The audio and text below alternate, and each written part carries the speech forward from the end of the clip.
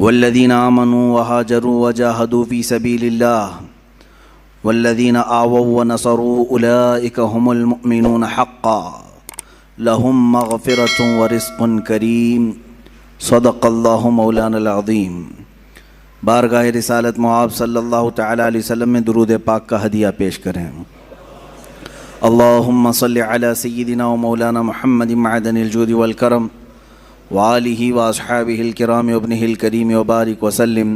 صلاة دائمة سرمدا ابدا۔ عزیزان گرامی وقار، مجالس عشرہ محرم جو ہر سال منعقد ہوتی ہیں، ان کا ایک سب سے بڑا عظیم پیغام یہ ہوتا ہے، ان مجالس کا، ان محافل کا سب سے عظیم پیغام، ایک بہت بڑا میسیج سننے والوں کو یہ دیا جاتا ہے کہ حسین اعظم کو یاد کرو، رونے دھونے کے لیے نہیں بلکہ حق بولنے کے لیے۔ اللہ کی راہ میں جو مارے جائیں انہیں مردہ نہ کہو، یہ تو آپ نے سنا ہے۔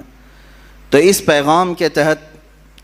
ہمیں بولنا وہی چاہیے کہ جس سے حوصلے جوان ہوں، مومنین کے حوصلے بڑھیں، کمزوری کی طرف نہ جائیں۔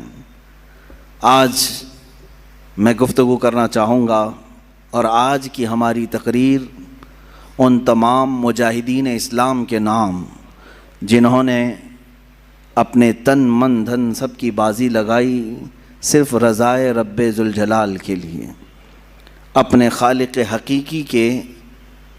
قرب پانے کے لیے، جنہوں نے اپنا سب کچھ قربان کیا۔ انہی کے متعلق اقبال نے کیا خوب کہا، آئین جواں مرداں حق گوئی و بے باکی، اللہ کے شعروں کو آتی نہیں روباہی۔ وہ اللہ کے شعر ہیں جن کو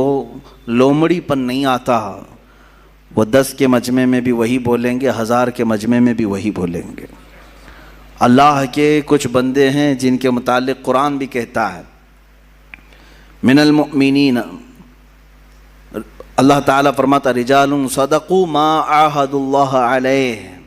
کچھ لوگ ہیں ایسے جنہوں نے اللہ کے ساتھ کیا ہوا وعدہ پورا کر دکھایا۔ وہ کون ہیں؟ جنہوں نے اپنی زندگی محبت مصطفیٰ صلی اللہ تعالیٰ علیہ وسلم کے لیے گزاری اور اپنے مولا کو راضی کرنے کے لیے گزارا۔ عزیزان گرامی، ایک بہت لمبی فہرست ہے، میں ان تمام مجاہدین کو سبقاً نہیں بتا پاؤں گا، اجمالاً ضرور عرض کروں گا۔ سب سے پہلے مجاہدین کے کردار میں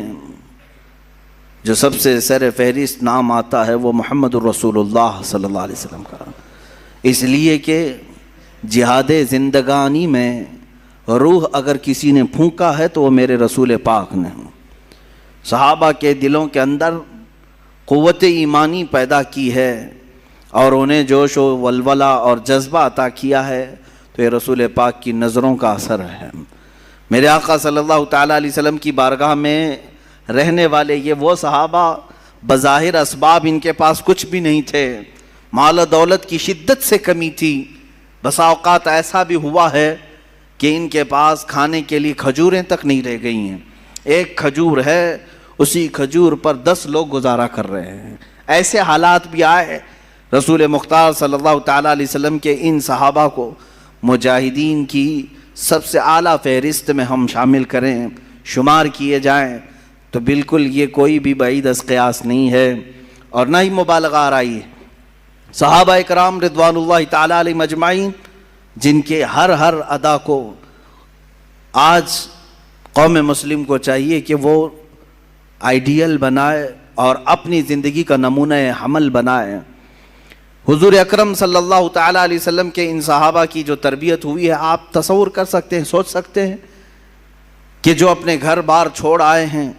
جن کے پاس مالی اور معاشی اعتبار سے بہت زیادہ تنگ دستیاں ہیں،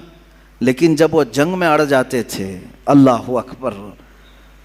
انہی کے متعلق کہا، یہی وہ صحابہ تھے جن کے متعلق اقبال یوں کہتا ہے، ٹل نہ سکتے تھے جنگ میں اگر اڑ جاتے تھے، پاؤں شیروں کے بھی میدان سے اکھڑ جاتے تھے۔ یہ وہ جماعت تھی جن کا یہ نعرہ تھا، تجھ سے سرکش ہوا کر کوئی تو بگڑ جاتے تھے، حق سے سرکش ہوا کوئی تو بگڑ جاتے تھے، ارے تیغ کیا چیز ہے، توپ سے بھی لڑ جاتے تھے۔ یہ ان کا خوف نہیں تھا، مختصر سے ضرور تھے، طاقت اور اسباب میں کم تو ضرور تھے، لیکن ایمان کا جو ولولہ ان کے اندر تھا، دنیا کی کسی قوم کے اندر وہ نہیں پایا گیا، کسی قوم کے اندر نہیں پایا گیا۔ سلام ان مجاہدین کی تربتوں پر، قیامت تک مولا ان کی قبروں پر رحمت و انوار کی بارشیں فرمائے۔ عزیزان گرامی، رسول مختار صلی اللہ تعالی علیہ وسلم کی کیمیا اثر نظروں نے انہیں جس پائے کا بنایا تھا، سچ کہا شاعر نے، خود نہ تھے جو راہ پر اوروں کے ہادی بن گئے، کیا نظر تھی جس نے کہ مردوں کو مسیحا کر دیا، ایک عرب نے آدمی کا بول بالا کر دیا، خاک کے ذروں کو ہمدوش سریا کر دیا۔ یہ مصطفیٰ کریم صلی اللہ تعالیٰ علیہ وسلم کی کیمیا اثر نگاہ تھی کہ جو صحابہ کرام رضوان اللہ تعالیٰ علیہ مجمعین کو بہت ساری خصوصیات کا حامل بنایا۔